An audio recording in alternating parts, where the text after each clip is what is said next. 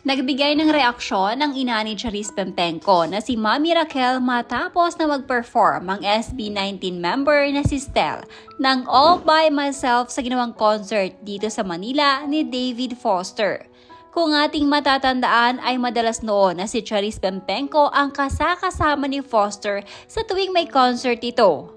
Agad naman naging usap-usapan ang ginawang performance ni Stel matapos niyang kantahin ang hit song na All By Myself sa ginanap na concert ni Foster. Nakatanggap ang vocalist member ng SB19 ng mga papuri mula sa mga tagahanga. Ito marahil ang naging dahilan kung bakit napareact si Mami Raquel.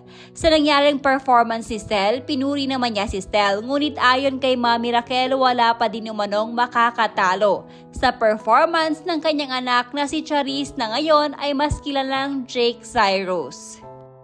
Gulatin mo din mga tao, mag-Charis Pempenco ka ulit. Joke lang. Pero in fairness, magaling si Stel Ahero. Mala-Jed Madela din. But still, don't compare with Charis. Oops, just saying lang ha, it's my own opinion. Dadami na naman basher ko. Samantala, kinumpirma din ni Mami Raquel na wala ng planong bumalik sa pagiging Charis si Jake. Tila himala na umano ang magpapabalik kay Charis Pempenco.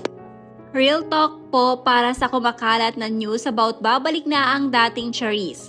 Nag-post na po ako dahil madami po ang natutuwa sa balita at nagchat-chat sa akin. Huwag na po tayong umasa pa na babalik pa ang dating Charis. Ako na po ang magsasabi niyan. Naniniwala po ako sa himala pero kay Jake na ang desisyon para baguhin niya ulit sarili niya.